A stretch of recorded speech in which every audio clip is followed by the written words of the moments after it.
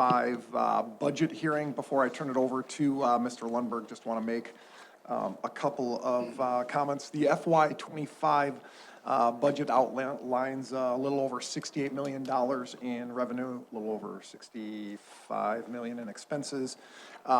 Mr. Lundberg will obviously go through all of those respective details here over the course of the presentation, but there is one item that I do want to note, and we have talked a little bit about it over the course of the last few months. Our special education fund is in a challenging spot. You'll see that here, and he'll outline that for you through the presentation. Later in our meeting, we are going to supplement our FY25 special ed budget a little over $500,000. And our budget for next year shows a deficit of about that. So you end up with right at $500,000 in fund balance at the end of next year. So obviously you can see that that trajectory equates to no money and not being able to fund special education without a general fund transfer to the SPED fund. So folks need to understand very clearly the challenge that we're working through. Yes, extraordinary cost fund does exist, and it is a place where you can go and ask. However, you cannot bank on that.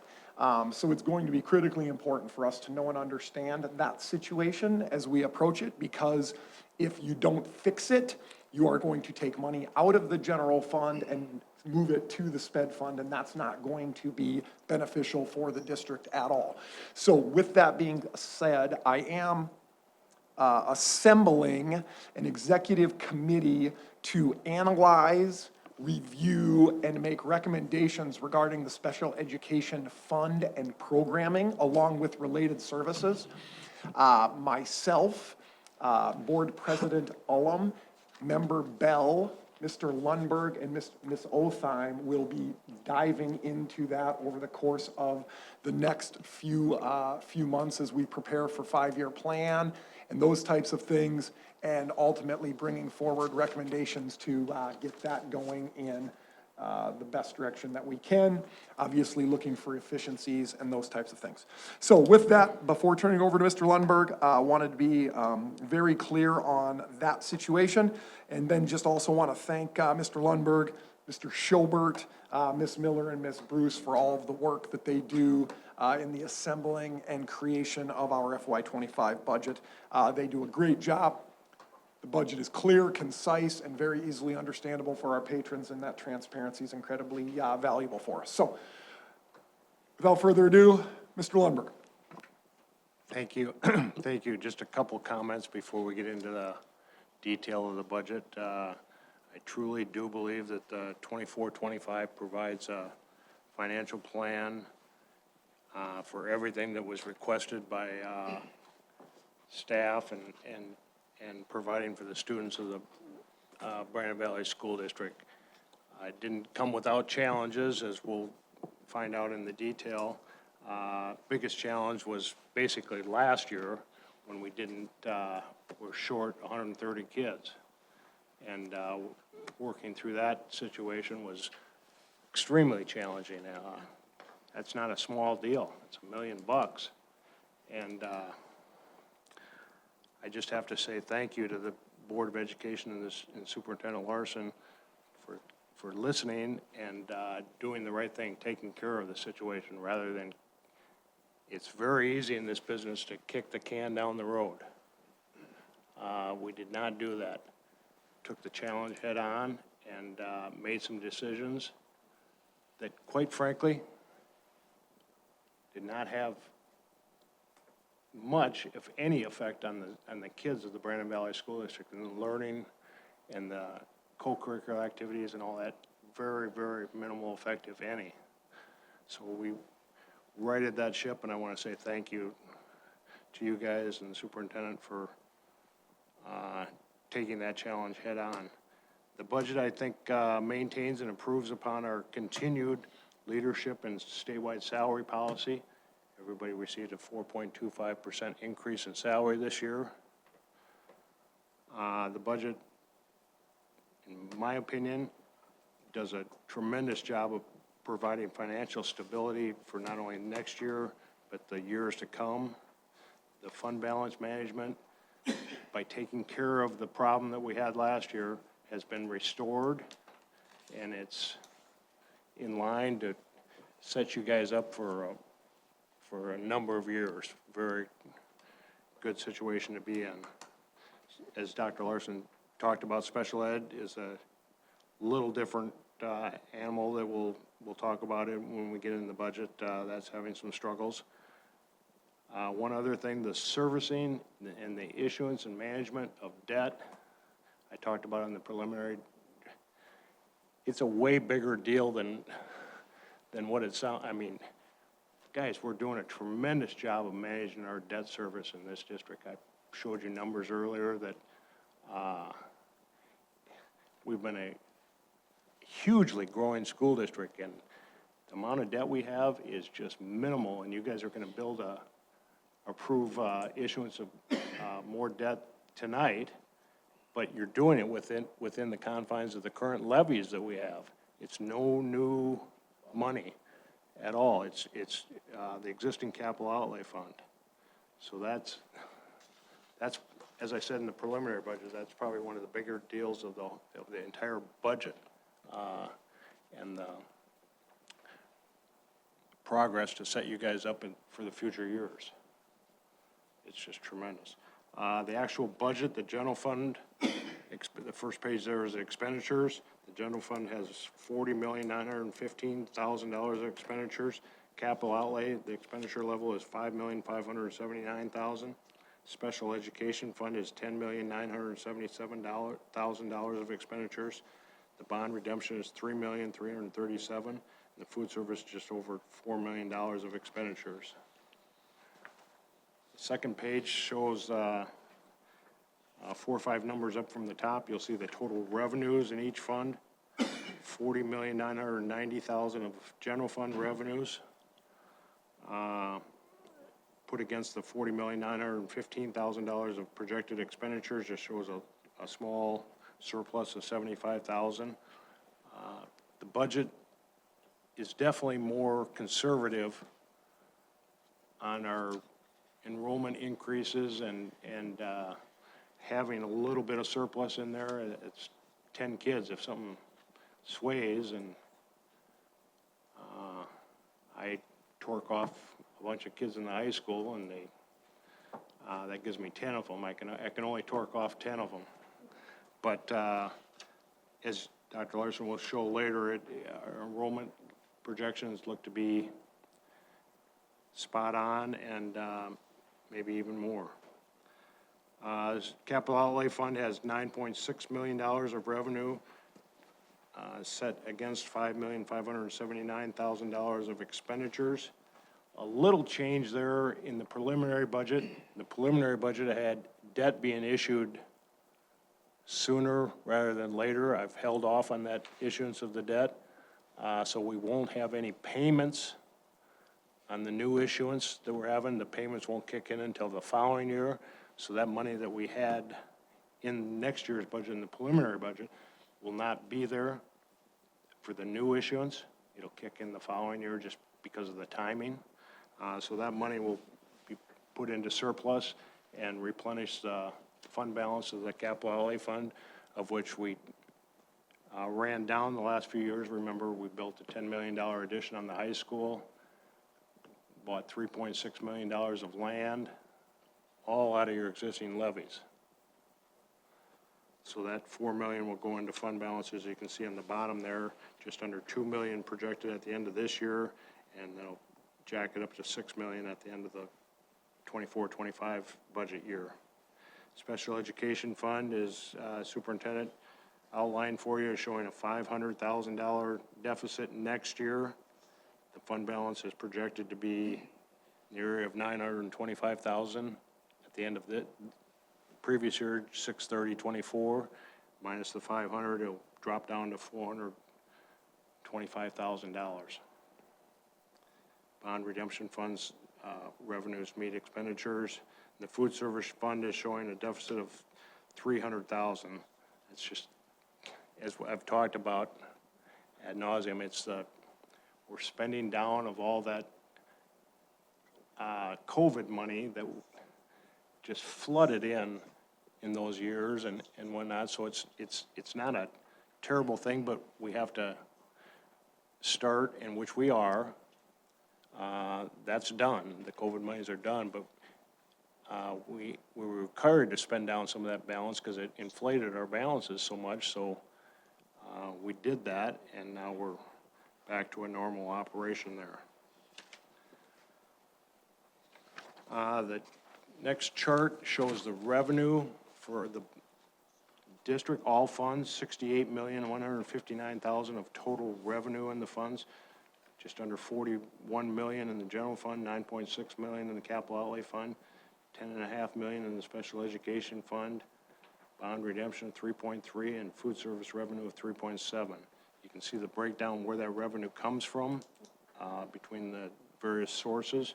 Over half of our monies come from local sources, tax, basically property tax, 53%. State sources are 40% of our total revenue, all funds. We have a very, very small reliance upon federal funds, just 4.3%, the Brandon Valley School District.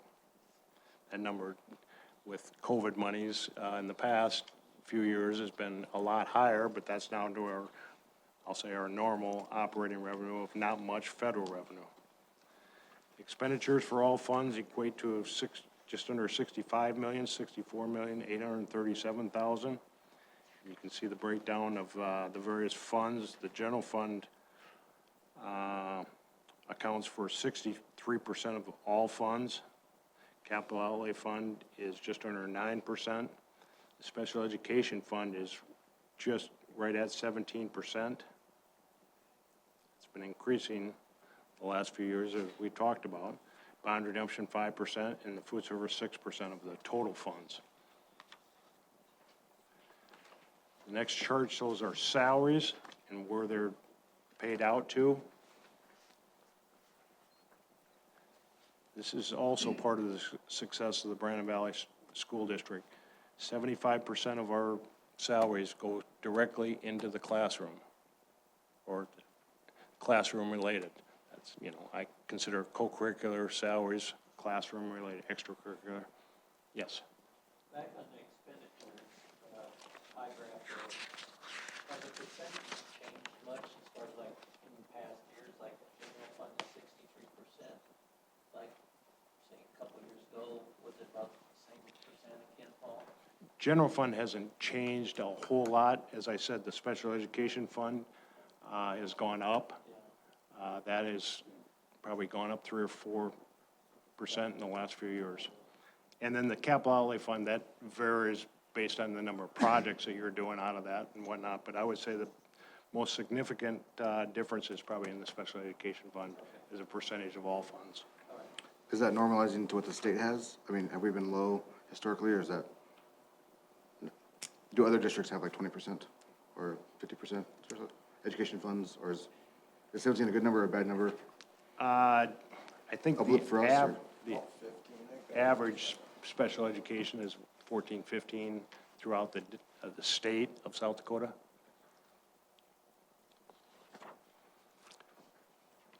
Back on the salaries, 75% of those monies go to teachers and classroom personnel.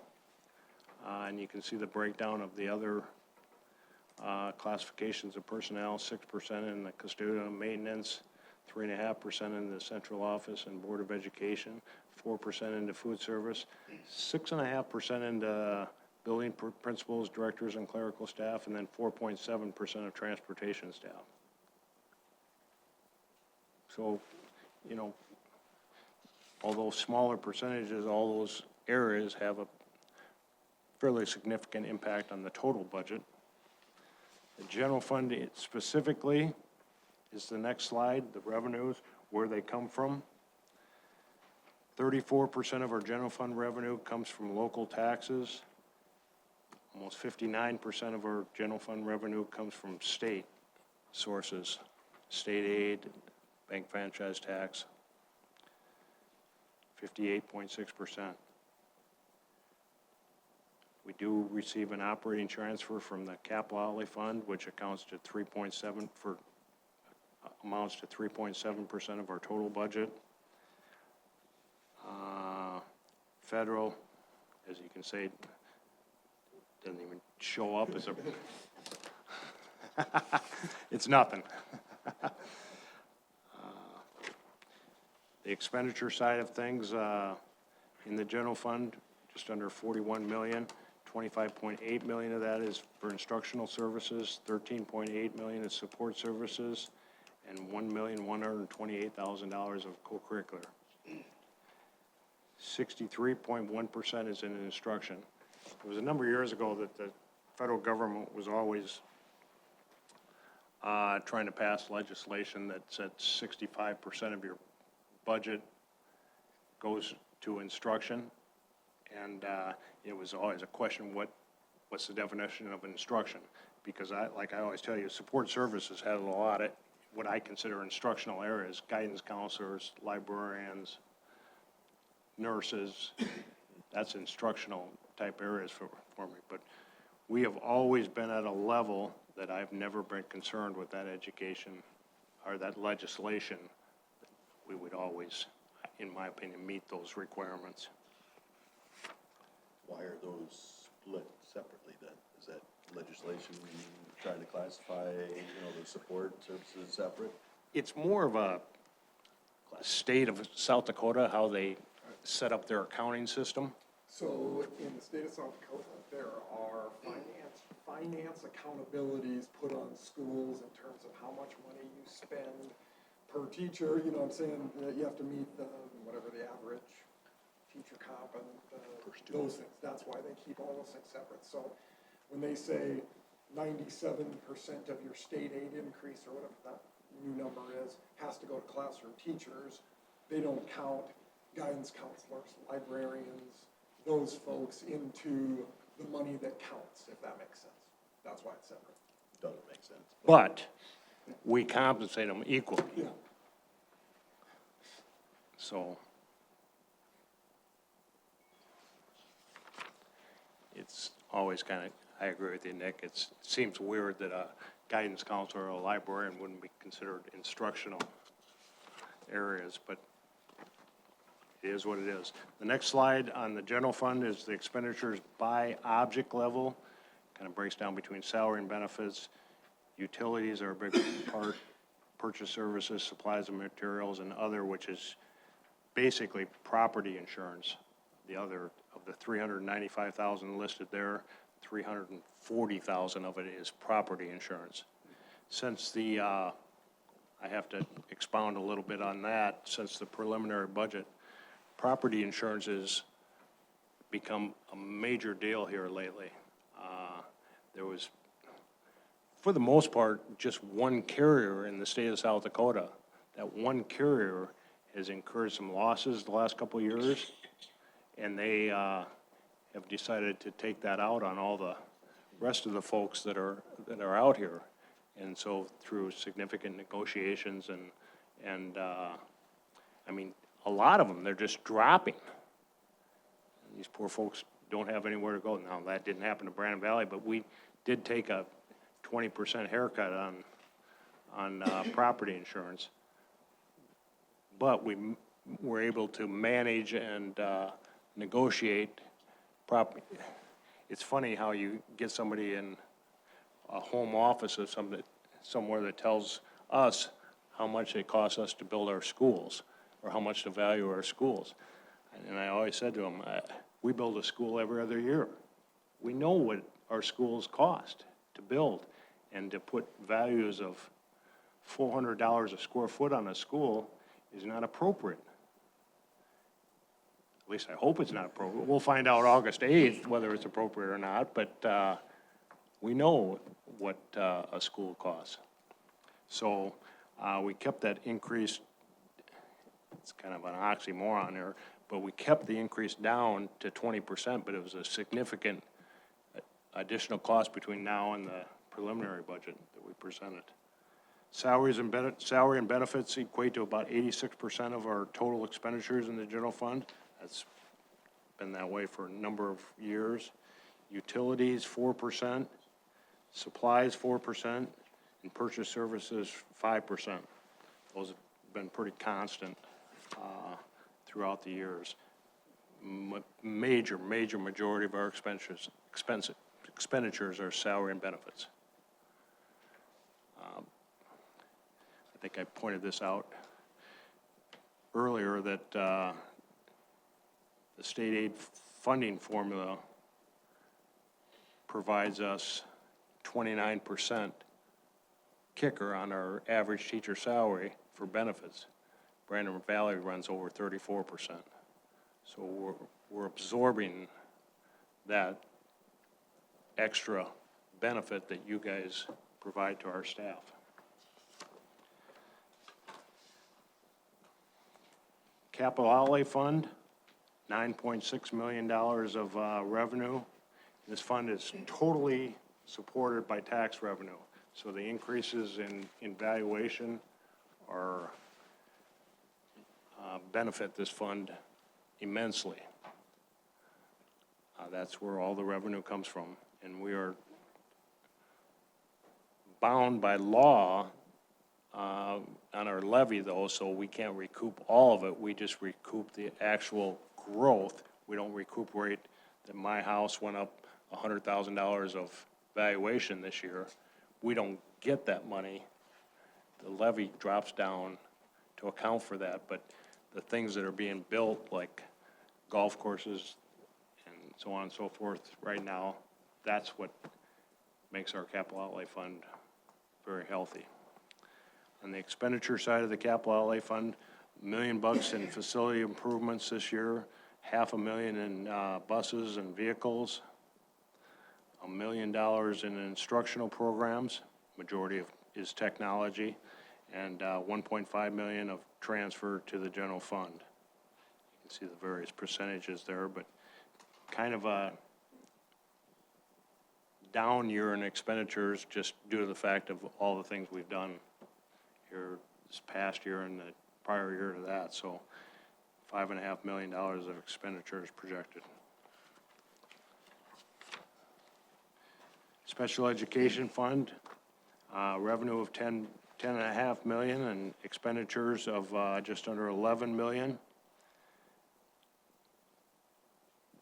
As I said, the fund balance will be at $925,000 at the end of this year, and drop that down another $500,000 at the end of next year, and you're down to $420,000, which is less than 5%, which kicks you into the ability to go to the extraordinary cost fund. But in my office, what I always equate the extraordinary cost fund to is the sick leave bank committee. It's not a guarantee. It's a group of people sitting around a room. I've been on that board. If they don't like Jared Larson, I mean, it has a lot to do with it. It's a committee of people that just are formed, and now the one benefit Brandon Valley has, we've never been to it. Those that have never tapped into it have a better ability to get into the fund, but it's not a guarantee. The next slide shows our fund balance management. This is always key, I think, to you guys as a Board of Education to see where that fund balance is. On the top section is the general fund. As you'll see, the budget numbers there on the left side, we budgeted for a $500,000 deficit last year, okay? We were short 130 kids. That's $900,000.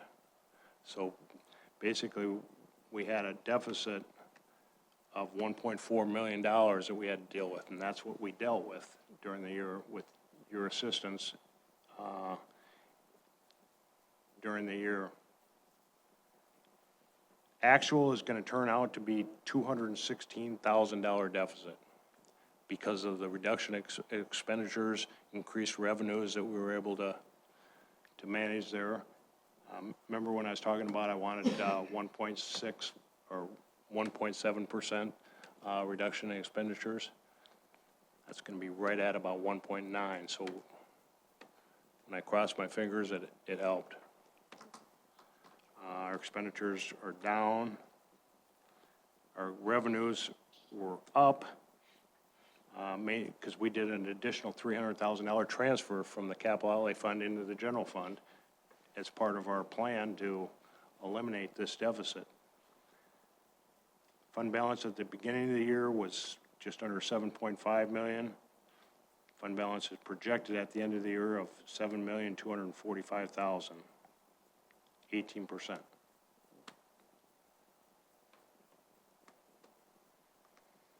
It's really remarkable considering where we were. The $1.5 million deficit, basically. Capital outlay fund, we planned a deficit of 1.1 million, the completion of the high school building project, and it came in just under 900,000. So our fund balance went from 2.8 million down to 1.9 million, and now we're going to rebuild that with 4 million. It should be just under $6 million at the end of the next year. And that gives you guys the ability to do these smaller building projects, additions, so on and so forth, by not going into debt. That's key. Special education fund, we just talked about it, has a $430,000 deficit this year, and that is after the supplement that you guys will approve later in the meeting of 500,000. Actual came in, the revenues came in at 100%. Expenditures are right at 100% after the budget supplement of 500,000. And lastly, the the bond redemption fund pretty much equates. Revenue equals expenditures. The last page kind of summarizes all the funds from 24-25 as contrasted with 23-24 numbers. The general fund went up $841,000 of expenditures, 2.1%. The capital outlay fund went down 4.4 million. Special education fund went up 884,000 of expenditures. Remember, that's after the supplement, so 900,000 plus 500,000, about 1.4 million. Bond redemption went up slightly as we go. Our debt service is scheduled that as we grow in valuation, the payments go up $100,000, $200,000 every year. That's all pegged into the assumptions that we do when we issue debt. And the food service fund is up $144,000 of expenditures. The revenues, general fund revenue is up 1.4 million. Capital outlay fund up 700,000. Bond redemption fund, or special education fund up 800,000. Bond redemption fund plus 102,000, and food service fund is minimal increase in revenue there. The highlight, general fund highlight, as we talked about, the fund balance is only going to decrease $250,000. So it will remain at roughly 18%. Now, there's a ton of numbers yet to come in. I don't know exactly how it's going to, but I have a pretty good idea where it's going to pan out, but should be right in the area. The revenue increase from last year, 1.4 million. State aid is the majority of that increase, 1.4 million. We're budgeting a $450,000 increase in enrollment, 60 kids. Later in the meeting, you'll see a report that shows today or yesterday, our enrollment is up 77 kids. It's early. I can lose 15. No, it's early, but it makes you feel a heck of a lot better when you're plus 77 today versus initially we came out in the 5-year plan. I was planning on 80 kids to be more conservative. I dropped that down when we got to the actual budget to 60. So we should be in pretty good shape. Increase in the capital outlay flexibility of 400,000. We went from 1.1 million last year, 1.1 million budgeted. We increased that an additional 300,000 to help us with our deficit, but budget to budget it went from 1.1 to 1.5. And then all those numbers added up, it helps to offset that enrollment that we did not meet last year of 900,000. So you add up all those numbers under the 1,409,000, they will equate to a net increase of 1,409,000. The expenditures are up 841,000. 1.1 million of that is the salary and benefit increase. Gave everybody a 4.25% salary increase. Did some modifications on our health insurance program that reduced our costs in that area for next year. We had one kindergarten teacher that we eliminated this year. And some staffing savings as old staff go out, new staff come in at a lesser amount. And then the operational savings from the closing of Valley Springs Elementary.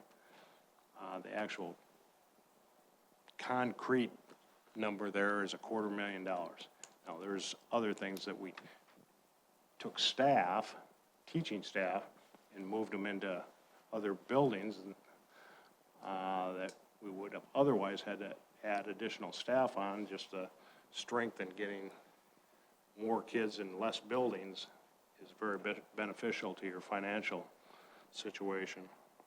And then increased supplies, services, and materials, $141,000. Net increase in general fund expenditures of $841,000. The capital outlay fund, as we talked about, our valuation is at $4,050,500,000. That's plus 421 million, 11.6% increase from the previous year. Tremendous growth in our district. The expenditures are there that we've already kind of looked at. Special ed is the same thing we've talked about previously. The fund balance decreased down to 940,000. Expenditures and revenues, we're going to see a $500,000 deficit again next year, so that'll drop down to 400. That's why we're spending some time in that fund. And then the bond redemption fund is just break even. I'll entertain questions. Hey, Paul, I have two questions on page 3. First, you said that we're going to avoid a payment in the debt, the capital outlay fund by delaying the debt issuance. Yeah.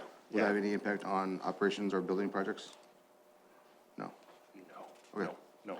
When I put together the preliminary budget, you know, I have to kind of guess when we're going to issue that debt.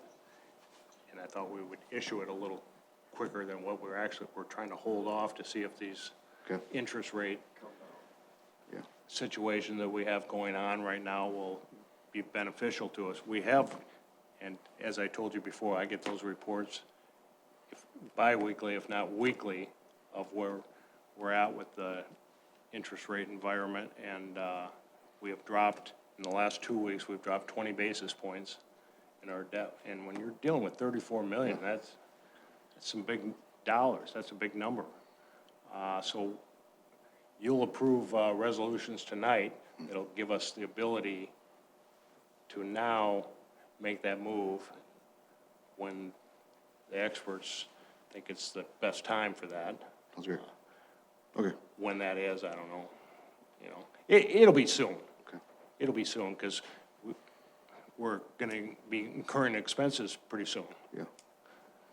as we open up bids on August 8th. I'd like to get to that bid opening, is my hope, to get to that bid opening first before we issue the debt. We're very, very close to it. Okay. Thank you. My other question I had was, you mentioned that the food service fund is reducing after COVID. What do you expect that to normalize at? Should we expecting a loss every year, or is the whole balance just come down to a lower level? We'll work out of those losses here, and you'll see later in the financial reports this year, we lost $650,000 in the food service fund. I'm projecting next year a loss of $300,000. We'll work out of that deficit in 2 years. And then that's what we need to do because we had too much money accumulated and we're getting chastised for that. I'm like, dude, this was not my doing. This was federal money. That we had to use. Yeah. Had to take. Yeah, other, We focused a lot on a special education fund. Just like our district overall, special education has been growing in our district. No surprise, we've seen in our test scores, it's been a program that has done very well, thanks to all of the teachers and leadership within that program. Would it be accurate, I just want to, probably more for public record, when we talk about enrollment, that is a program where there is a cap in terms of how many students, this is like for open enrollment, right? Like, we can only take those that are really within our district, or is there, is it, I mean, at a certain point, we cannot just continue to take more and more that seek our services. I guess we just want to make sure that we're stating that for our public. Yeah, so open enrollment is determined based on capacity. And I don't think we need to point at a better exhibit than a $500,000 deficit in our defense of saying we are unable to accept a special ed open enrollment and take on new expenses and additional costs for a kiddo that isn't a resident of the Brandon Valley School District. What makes special ed so challenging is that Timmy moves into the Brandon Valley School District on July 18th, and he happens to be an individual that needs $220,000 worth of specialized supports.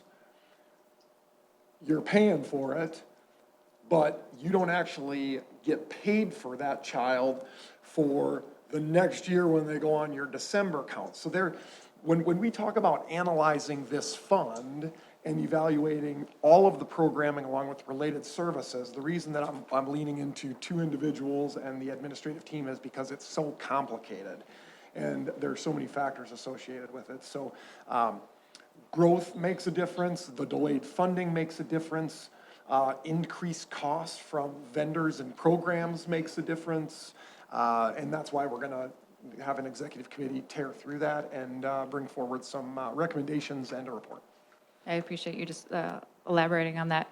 I would just ask in terms of from ASBSD and other statewide, we never want to parse apart what we get for funding, but as whatever we can send, I think, to Capitol Hill this year in support of special education, because this is something that every district is getting hit with at different levels, right? But something at the size of a Sioux Falls, a Harrisburg, a Brandon Valley, it is because you just can't predict, especially what's in district. And the inordinate costs, whether it's from one student to the next, it's just hard to budget for. So I think whatever your special executive committee comes up with, that can be brought forward, that we can then take to our legislators and get that kind of support would be absolutely a recommendation I would ask for.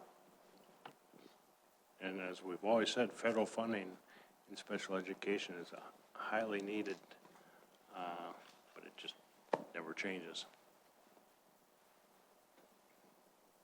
Any other questions?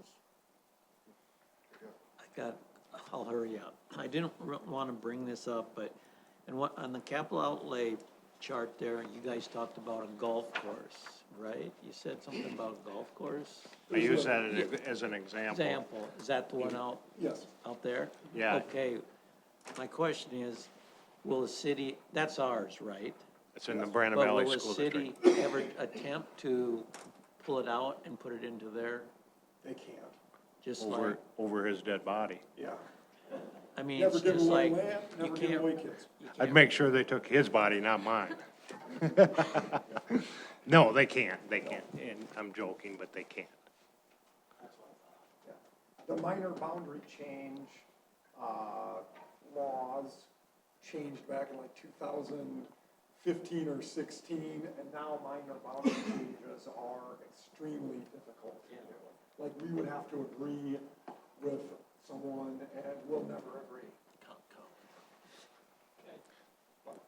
The last time that was really applicable, you remember the NSP site. down in the corner down here on 41st.